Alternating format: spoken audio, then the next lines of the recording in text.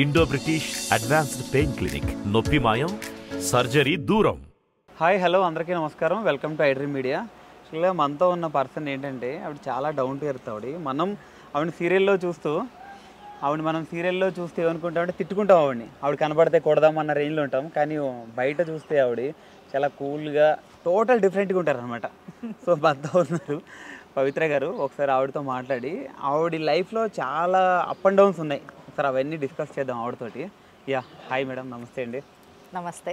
ఎట్లా ఉన్నారు madam? Always super. Okay, ఇప్పుడు త్రినయని సీరియల్లో మీ క్యారెక్టర్ చూస్తేనేమో బాగా వైలెంట్గా ఉంటుంది, అందులో బయట చూస్తేనేమో మీరు చాలా టోటల్ డిఫరెన్స్. ఎట్లా డిఫరెంట్? త్రినయనిలో ఉన్నది తిలోత్తమ, బయట ఉన్నది పవిత్ర. కానీ ఎక్కువ అందరూ తిలోత్తమ అనే పిలుస్తారు. సో ఎక్కడికి వెళ్ళినా, ఈవెన్ కర్ణాటక వెళ్ళినా కూడా, ఇప్పుడు కన్నడలో నేను అన్ని సీరియల్స్ చేసిన తిలోత్తమ అనే గుర్తుపెడుతున్నారు. సో అదొక హ్యాపీ ఫీల్ అది. సో మీ లైఫ్లో చూసుకుంటే మేడం, మీరు చాలా స్ట్రగుల్ అయ్యి వచ్చారు చాలా. ఐ మీన్ మీరు హౌస్ కీపింగ్ దగ్గర నుంచి సో అట్లా సేల్స్ అవన్నీ చూసుకుంటూ ఇప్పుడు ఈ స్టేజ్కి వచ్చారు. సార్ అవన్నీ చూస్తుంటే ఏమనిపిస్తుంది ఒకసారి బ్యాంక్ మొత్తం? నాకేం అది పెద్దగా కనిపించట్లేదు, ఎందుకంటే మన ఇండస్ట్రీలో నాకన్నా ఎక్కువ కష్టపడిన వాళ్ళు చాలామంది ఉన్నారు. సో ఇంకా కష్టపడుతూనే ఉన్నారు కూడా. సో అవన్నీ చూస్తుంటే నాదేం పెద్దగా అనిపించట్లేదు. అండ్ వన్ మోర్ థింగ్, నేను కొంచెం చాలా పాజిటివ్గా ఆలోచిస్తా. అంటే ఏది ఎలా వచ్చినా, ఏ ప్రాబ్లం ఎలా వచ్చినా దాన్ని కొంచెం ఆలోచించి అది ఎలా సాల్వ్ చేయాలో అలా ఆ రూట్లో వెళ్తాను. కాబట్టి నాకేం అంత పెద్దగా ఏమనిపించదు. ఈరోజు 1,00,000 ఉన్నా, రేపు ₹1 లేకపోయినా కూడా నేనేం కుగ్గను. ఓకే ఫైన్, ఈరోజు లేదు, రేపు వస్తుందిలే, అలా ఉంటా. సో అందుకే మేబీ ఇలా ఉన్నాను అనుకుంటా. ఇంట్లో ఫుల్ సపోర్టా మేడం? సపోర్ట్ అంటే ఇప్పుడు ఇంట్లో నేనే అన్ని డిసిషన్ నాదే కాబట్టి, సో ఎవరు ఏమీ ఇది లేదు. సో అంటే నేనేం స్టెప్ తీసుకున్నా కూడా అది కరెక్ట్గానే ఉంటుంది అనే ఒక ఒపీనియన్లో వాళ్ళు ఉంటారు. ఓకే, అంటే స్టార్టింగ్ మీరు ఇట్లా ఇండస్ట్రీకి వస్తా అన్నప్పుడు వాళ్ళ రియాక్షన్ ఏంటి? ఇంట్లో వాళ్ళ రియాక్షన్ అంటే అప్పుడు మన పరిస్థితి ఎలా ఉంది అంటే 2 times ఫుడ్ దొరికితే చాలు అన్నట్టు ఉంది పరిస్థితి. కాబట్టి సో ఓకే, ఏదో ఒక పని దొరికింది, పని చేస్తుంది అంతే తప్ప ఇంకేం అది ఒక నేను కూడా ఎప్పుడు అనుకోలేదు నేను ఒక ఇండస్ట్రీకి వెళ్తాను, నేను ఇలా అవుతాను, ఎప్పుడు నేను అనుకోలేదు. అండ్ కొంతమంది అనుకుంటారు కదా డ్రీమ్, అది అలాంటివి ఏమీ లేదు. ఫుడ్ కోసం వచ్చా, అది ఎలా తీసుకొచ్చిందో అలా వచ్చేసాను. సో ఇక్కడి వరకు వచ్చాను. అది డైరెక్టర్ టు యాక్ట్రెస్. అవునవును, డైరెక్షన్ డిపార్ట్మెంట్ నుంచే వచ్చా. ఇప్పుడు కూడా నాకు డైరెక్షన్ అంటేనే చాలా ఇష్టం. ఓకే, నెక్స్ట్ అయితే తొందరలో మిమ్మల్ని డైరెక్టర్గా చూడొచ్చు. అవునవును, ఇప్పుడు యాక్చువల్లీ స్టార్ట్ చేసుకున్నాను, సాంగ్స్ డైరెక్షన్ చేయడానికి స్టార్ట్ చేసుకున్నాను. స్మాల్ నుంచి పెద్దగా వెళ్ళాలి అనేది నా ఇది. సో స్మాల్గా స్టార్ట్ చేశాను అన్నమాట. మీకు ఇండస్ట్రీలో ఇన్స్పిరేషన్ అంటే ఎవరు చెప్తారు? నాకు నేనే ఇన్స్పిరేషన్. బికాజ్ ఎందుకంటే ఇప్పుడు ఒకరిని చూసి నేను నేర్చుకున్నాను అనడానికి నాకేం లేదు. నా లైఫ్లో వస్తున్న నా నేను ఎక్కడికి వెళ్ళినా అక్కడ పరిచయం అయ్యే జనాలు, వాళ్ళ వల్ల నాకు వచ్చే ఎక్స్పీరియన్స్ ఇవి చూసి నేను నేర్చుకుంటున్నాను. అండ్ ఒక ఈవెన్ ఇండస్ట్రీలో కూడా అది ఒక ఎక్స్పీరియన్స్గా తీసుకుంటున్నాను తప్ప నేను ఒకరిని చూసి నేను నేర్చుకుంటున్నాను అనేది ఏమీ లేదు. ఇప్పుడు యాక్టింగ్ కూడా నేను డే 1 నేను ఫస్ట్ సీరియల్ నేను ఏం చేశానో దాంట్లో నాకు యాక్టింగే రాదు, అస్సలు రాదు. డైరెక్టర్ తిట్టారు, నేను తిట్టించుకున్నాను.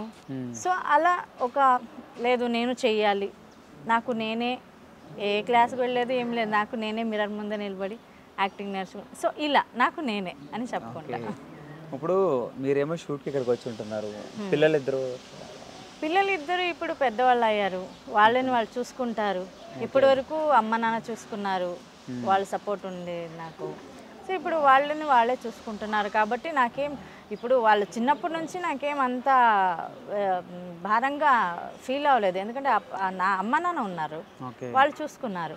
ఓకే, సో కాబట్టి ఇప్పుడు అంటే ఐ మీన్ పిల్లలకి మీరు పడిన కష్టం అది తెలుసు కాబట్టి పిల్లలకి నేనంటే ఏంటి, అండ్ లైఫ్ అంటే ఏంటి అనేది నన్ను చూసి పిల్లలు నేర్చుకున్నారు. లైఫ్లో ఎలా ఉండాలి, ఎవరితో ఎలా ఉండాలి అనేది పిల్లలు నన్ను చూసి నేర్చుకున్నారు. ఇప్పుడు అంటే మీ మదర్ గారు అమ్మ అంటే అందరికీ ఒక ఇన్స్పిరేషన్, ఒక ఎమోషన్. అవునవును. సో మీ అమ్మగారి నుంచి మీరు ఏం నేర్చుకున్నారు పిల్లలకి? అమ్మ నాకు ధైర్యం ఇచ్చారు. అమ్మ అంటేనే నాకు ధైర్యం. ఎందుకంటే నేను బిఫోర్ ఒక ఇంటర్వ్యూలో చెప్పాను, నేను యాక్చువల్లీ సూసైడ్ అటెంప్ట్ కూడా నేను చేసుకున్నాను, నేను లైఫ్లో నేను ఫేస్ చేయలేను అని. అప్పుడు నాకు ధైర్యం చెప్పిందే మా అమ్మ. ఎందుకు సూసైడ్ అటెంప్ట్ అంటే సమ్ టైమ్ ఏమైపోతుంది అంటే సమాజంలో ఒక ఆడపిల్ల ఒంటరిగా బ్రతకాలి అనుకుంటే మనం ఏం తప్పు చేయలేనా కూడా కొంతమంది ఏమంటారు, తప్పు చేశారు ఏదో అలా ఇలా మాట్లాడతారు కదా. సో అలాంటివి ఫస్ట్ టైం విన్నప్పుడు అప్పుడు అలా అనిపించింది నాకు. అరే తర్వాత అనుకున్నా, నా లైఫ్ ఇది, నేను బ్రతుకుతున్నా, నేను కష్టపడుతున్నా, నేను అన్నం తింటున్నా, వాళ్ళెవరో అంటే నేనెందుకు భయపడాలి, నా మీద నాకు నమ్మకం ఉండాలి తప్ప ఎవరికో ఎందుకు వాళ్ళ నమ్మకం నాకెందుకు అవసరం కదా. ఇప్పుడు ఇన్ని చెప్తున్నవారు మీరు ఎందుకు అటెంప్ట్ చేశారు అంటే అదే అలా అన్నారు కాబట్టి అది వినలేక సూసైడ్ అటెంప్ట్ నేను చేసుకున్నాను. ఓకే, సూసైడ్ అటెంప్ట్ చేసుకున్నాను ఎందుకంటే ఆ ధైర్యం అప్పుడు లేదు నాకు. ఓకే, అప్పుడు అమ్మ నాకు ధైర్యం చెప్పింది. ఓకే, అమ్మ ఒక ధైర్యం, అమ్మ ఒక ధైర్యం. పిల్లలకి మీరు ఏం చెప్తారు? నా పిల్లలక ఒక అమ్మగా ఒక పిల్లలకి మీరు ఏం మంచిగా ఉండాలి. ఎవరైనా కష్టం అని మీ దగ్గరికి వస్తే మీ చేతులు ఎంత అవుతుందో అంత హెల్ప్ చేయండి, అది డబల్ మీకు రిటర్న్ వచ్చేస్తుంది, తిరిగి వస్తుంది. అది నేను పిల్లలకి నేర్పించింది అయితే ఇదే. వాళ్ళు ఫ్రీడంలో వాళ్ళు ఉంటారు, వాళ్ళు డిసిషన్ వాళ్ళే తీసుకుంటారు. అంటే ఆ డిసిషన్ కరెక్టా రాంగా అనేది నన్ను అడుగుతారు. అది కరెక్ట్ అంటే కరెక్ట్, రాంగ్ అంటే రాంగ్. సో పిల్లలకి ఫ్రీడమ్ ఇవ్వాలి, కానీ మొత్తం ఫ్రీడమ్ ఇవ్వడం కూడా తప్పే. కానీ ఎంతవరకు ఇవ్వాలో అంతవరకు ఇవ్వాలి. వాళ్ళని మీరు ఇలా ఉండాలి అని చెప్పడం వరకు అంతే. నేను అలా ఉంటానా లేదా అనేది వాళ్ళది. మీ లైఫ్ ఒకసారి వెనక్కి తిరిగి చూసుకుంటే మేడం, మీ లైఫ్లో మీకు ఏది ఈజీగా రాలేదు. అవును, అన్నీ మీరు కష్టపడే తెచ్చుకున్నారు అన్నీ. సో ఆ స్ట్రగుల్స్ అవి చూస్తుంటే చాలా ప్రౌడ్గా ఫీల్ అవుతాను నేను చాలా. ఎందుకంటే ఏ సపోర్ట్ లేకుండా నన్ను నేను నమ్ముకొని నేను ఇక్కడి వరకు నేను వచ్చాను అనేది నా అచీవ్మెంట్. ఓకే, అంటే ఒకనొక టైంలో తెలుగు నాకు మాట్లాడడం రాదు, తెలుగు అర్థం అవట్లేదు అని వెనక్కి వెళ్ళిపోయింది మీరు. ఇప్పుడు ఇంతమంది తెలుగు ప్రజలతోటి శభాష్ అనిపించుకుంటున్నారు మీరు మీ యాక్టింగ్తో. అది నిజంగా అదైతే నాకు ఆ రోజులు ఇప్పుడు గుర్తుకొచ్చిన నాకు నవ్వు వస్తుంది. ఇలాగే ఫస్ట్ సీరియల్ కూడా నేను అన్నపూర్ణ సీరియల్ నిన్న Pelladata, early morning 3 o'clock shooting జరుగుతుంది. నా వల్ల కాదు, నన్ను వదిలేయండు అని నేను. సో నిజంగా ఆ రోజుకి ఈ రోజుకి చాలా చాలా చేంజెస్ అయిపోయింది నాలో, చాలా చేంజెస్. ఇప్పుడు నేను తెలుగులోనే సాంగ్స్ చేస్తున్నా, తెలుగు మాట్లాడడం రాదని భయపడి తెలుగు రాస్తున్నా, తెలుగు చదువుతున్నా. అంటే అదొక ఛాలెంజ్గా నేను తీసుకున్నా. ఎందుకంటే ఆ రోజు ఒక 3-4 ఆర్టిస్టు నా ముందే మాట్లాడారు కాబట్టి, ఆ మాట నేను విన్నాను కాబట్టి, సో అప్పటి నుంచి నేను ఛాలెంజ్గా తీసుకున్నా. అది వితౌట్ ప్రాంప్టింగ్ కూడా నేను డైలాగ్ చెప్తాను. సూపర్, నేను చూసాను. నువ్వు ఒక సాంగ్ ఏమన్నా మా అభిమానుల గురించి, మీ అభిమానుల గురించి ఒక పాట ఏమన్నా పాడతారా? నేనా అభిమానులు అవుతారా ఏమని అనుకుంటే? లేదు పర్లేదు, పాడండి. అందరు మీలో ఉన్న ఈ టాలెంట్ కూడా జనాలకు తెలుస్తుంది. అయ్యో, టాలెంట్ అని ఏం లేదు. అప్పుడు అంటే ఒక టైంలో నాకు తెలుగు రాదు అని భయపడింది మీరు, ఇప్పుడు పాటలు కూడా పాడి స్టేజ్కి వచ్చారు. ఇప్పుడు అవును, ఒక ప్రౌడ్ మూమెంట్ కదా. నాకు అంతఃపురం సాంగ్ చాలా ఇష్టం, సౌందర్య నా ఫేవరెట్. Okay, super. సో అసలేం గుర్తుకు రాదు నా కళ్ళల ముందు నువ్వు ఉన్నగా, అసలేం తోచదు నాకు ఓ నిమిషం కూడా నిన్ను చూడక, నీలో ఉందే నా ప్రాణం అది నీకు తెలుసనా, పున్నా నేను నీ కోసం. Super super. అంటే మామూలుగా పాడడం వేరా, ఫీల్ అవుతూ పాడడం వేరా. ఆర్టిస్ట్ కాబట్టి ఆ ఫీల్ ఒకరు ఉంటారు కాబట్టి. ఓకే, మీ లైఫ్లో ఒక మర్చిపోలేని బ్యాడ్ మూమెంట్ అంటే ఏం చెప్తారు? చాలా ఉన్నాయి అలాంటి మర్చిపోలేని. అంటే ఇప్పుడు కూడా ఆ గుర్తొస్తుంటే కొంచెం ఉలిక్కి పడతాం. సంథింగ్ మర్చిపోలేని బ్యాడ్ ఇన్సిడెంట్ ఉంది. అంటే నా పిల్లలు ఇంకా చిన్న పిల్లలు.